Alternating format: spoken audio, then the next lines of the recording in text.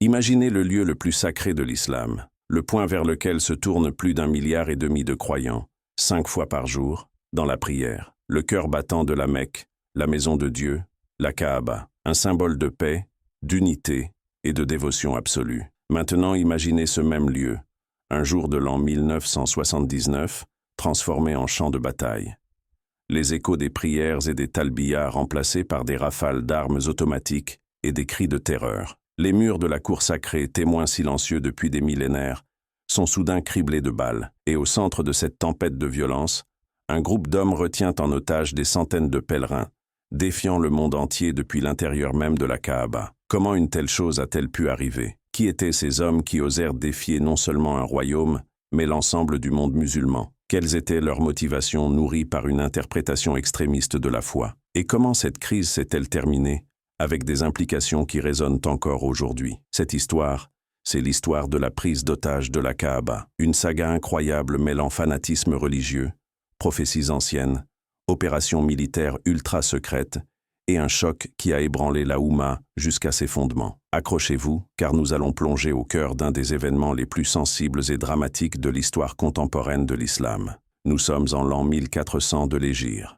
Pour de nombreux musulmans, le passage à un nouveau siècle islamique est un moment chargé de signification spirituelle. La ville de la Mecque est paisible, se préparant à accueillir les prières du mois de Muharram. Le matin du 20 novembre 1979, premier jour du nouveau siècle, environ 50 000 à 100 000 fidèles se pressent dans et autour de la grande mosquée pour la prière de l'aube, le Fajr. Parmi eux se cache un groupe d'environ 400 à 500 hommes, venus de différentes régions du royaume, mais aussi d'Égypte, du Koweït, du Yémen. Ils ne ressemblent en rien à des soldats. Ils sont vêtus de l'ihram, les simples draps blancs des pèlerins, symbole de pureté et d'égalité. Certains poussent discrètement des chariots, prétendument chargés de vivres et de matériel pour les nécessiteux. Mais sous les bâches, dissimulées dans des caisses censées contenir des dattes et de l'eau, se trouvent des armes, fusils d'assaut, mitrailleuses, munitions en quantité, et même des provisions pour un siège de plusieurs mois. Leur chef est un homme du nom de Juhayman al-Otaibi, un nom qui deviendra tristement célèbre. Juhayman vient d'une tribu puissante et historiquement significative, les Otaïba, connu pour son rôle dans la formation du premier État saoudien.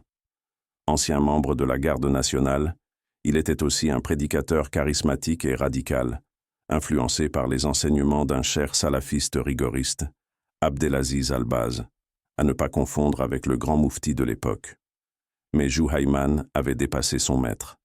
Il développa une idéologie extrémiste, rejetant la monarchie saoudienne qu'il considérait comme corrompue, impie et vendue à l'Occident. Pour lui et ses partisans, les dirigeants saoudiens avaient souillé la pureté de l'islam en s'alliant avec les mécréants, en introduisant la télévision et en gouvernant par des lois humaines plutôt que par la seule charia. Mais il y avait un élément encore plus explosif dans la doctrine de Juhayman, la croyance en l'arrivée de l'Al-Mahdi. Dans la tradition islamique, l'Al-Mahdi est une figure messianique qui doit apparaître à la fin des temps pour rétablir la justice et la vraie foi avant le jour du jugement. Juhayman, dans une série de lettres et de pamphlets qu'il distribua avant l'attaque, annonça que l'heure était proche et que l'Al-Mahdi était déjà parmi eux. Il désigna son beau-frère, un jeune homme de 27 ans, au visage doux, nommé Mohamed al-Qahtani, comme étant ce Mahdi tant attendu. Pensez-y un instant. Qu'est-ce qui peut pousser des centaines d'hommes à commettre le sacrilège ultime? Est-ce simplement de la folie, ou une conviction religieuse si profonde et si déformée qu'elle justifie l'impensable? Dans les commentaires, dites-moi ce que vous en pensez. Peut-on, au nom d'une prophétie ou d'une idéologie, violer l'inviolable? La prière de l'aube vient de se terminer. Les fidèles se lèvent lentement, certains se dirigeant vers la sortie, d'autres restant pour des invocations personnelles. C'est à ce moment précis que l'enfer se déchaîne. Juhayman donne le signal. Ces hommes jettent les draps de l'ihram, révélant des armes. Ils courent vers les énormes portes de la mosquée, Bab al-Salam, Bab al-Umra, et les fermant à clé avec des cadenas qu'ils ont apportés, piégeant des dizaines de milliers de personnes à l'intérieur. La panique est totale, absolue. Les coups de feu claquent, résonnant sous les arches immenses.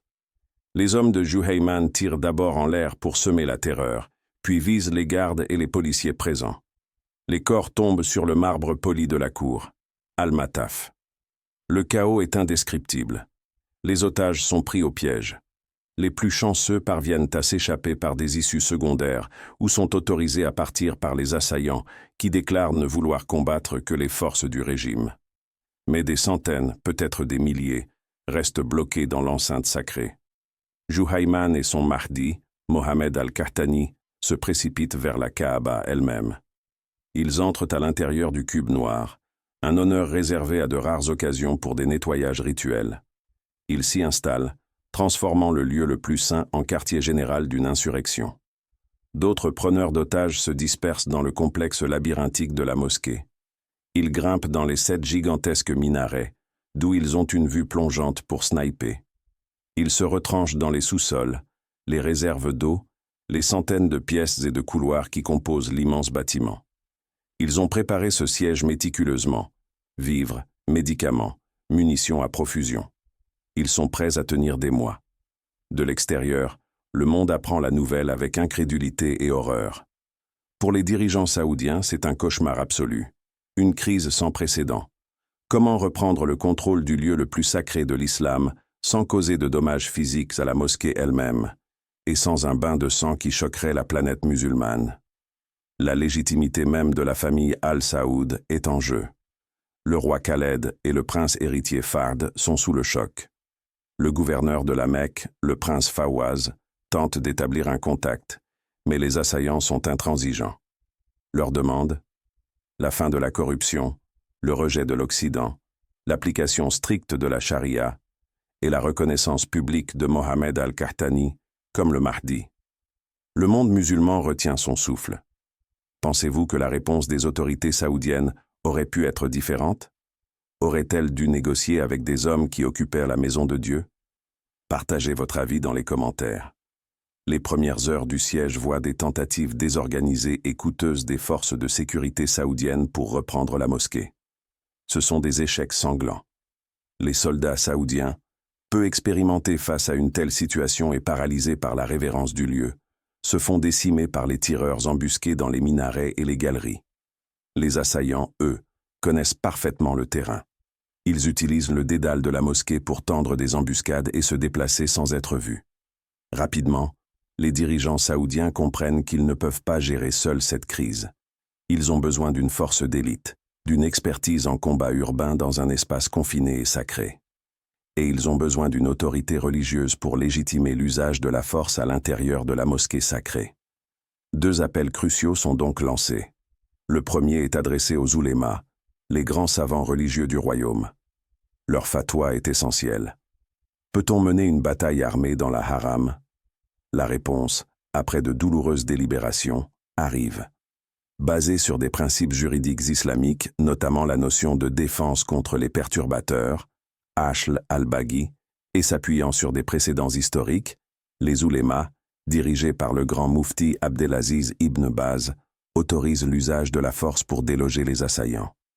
Ils déclarent que ces hommes, par leurs actions, ont perdu leur inviolabilité.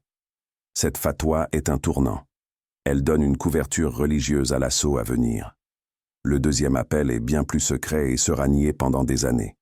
Il est lancé à des forces spéciales étrangères. La France, via les services du GIGN, groupe d'intervention de la Gendarmerie nationale, et peut-être d'autres pays est contactée.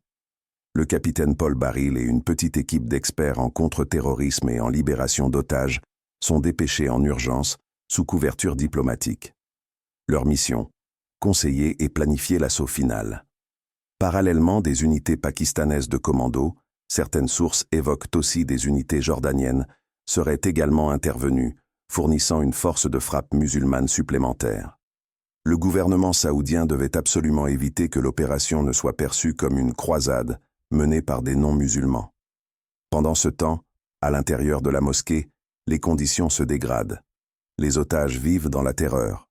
Les assaillants, dirigés par le Mahdi al-Qahtani et le commandant Juhayman, tiennent des sermons enflammés, annonçant la fin de l'ordre corrompu et le début du règne de la vraie foi. Mais la réalité de la guerre des tranchées les rattrape. Les pénuries d'eau, l'odeur des corps non enterrés, la pression psychologique constante. Selon certains récits, des otages seraient même utilisés comme boucliers humains. Si vous aviez été un des otages, quelle aurait été votre plus grande peur? La mort, la profanation du lieu, ou l'effondrement de votre foi face à ce spectacle de violence? Partagez votre ressenti. Après près de 2 semaines de siège et de préparatifs, l'assaut final est lancé. La stratégie est changée. Au lieu de charge frontale, les forces saoudiennes et leurs conseillers optent pour une reconquête méthodique, pièce par pièce, étage par étage, et surtout, souterrain par souterrain. L'un des éléments clés est le contrôle des sous-sols. La grande mosquée est construite sur un réseau complexe de citernes d'eau, de caves et de tunnels. Les hommes de Juhayman y sont retranchés. Pour les déloger, une méthode terrible est approuvée.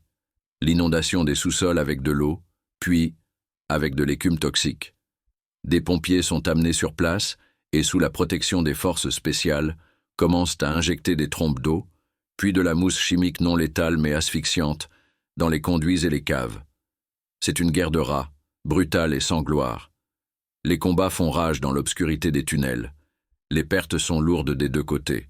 C'est dans ces combats confus que le Mahdi, Mohamed al-Qahtani, trouve la mort. Les rapports divergent, tué lors d'une sortie désespérée ou abattu dans un échange de tirs dans les sous-sols. Sa mort est un choc psychologique majeur pour les assaillants. La prophétie de Juhayman s'effondre.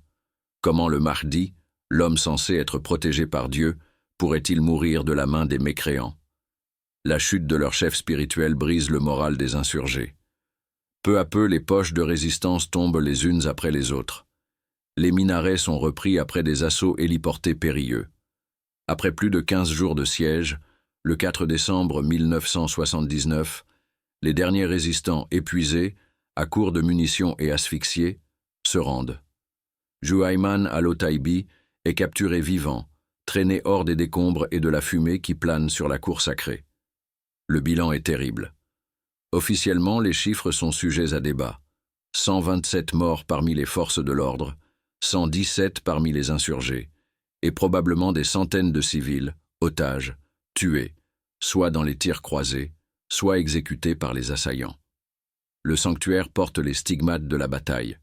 Impact de balles sur les colonnes et les murs, dommages à certains dômes et portes.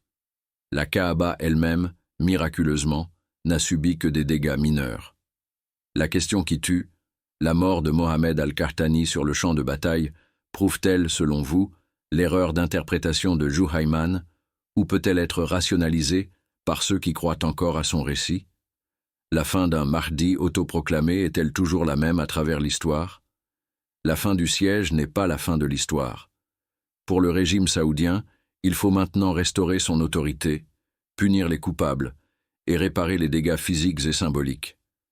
La répression est rapide et brutale. Juhayman et 62 de ses principaux lieutenants sont emprisonnés, interrogés et jugés.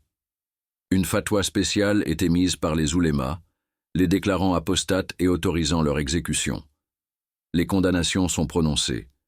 L'exécution publique a lieu dans 8 villes différentes du royaume, dont bien sûr la Mecque, Taïf et Riyad. Juhayman est décapité à la Mecque, le 9 janvier 1980. Son corps est ensuite crucifié publiquement, conformément à la punition traditionnelle pour banditisme de grand chemin, Iraba, dans le droit hanbalite, un spectacle destiné à dissuader toute velléité de rébellion future. Les conséquences de la prise de la mosquée sont profondes et durables. 1. Sur le plan intérieur saoudien, le choc est immense. La famille régnante ressort affaiblie, sa légitimité religieuse, Wali al-Amr, ayant été publiquement défiée sur son propre terrain. Pour se renforcer, elle va durcir le pacte avec l'establishment religieux wahhabite.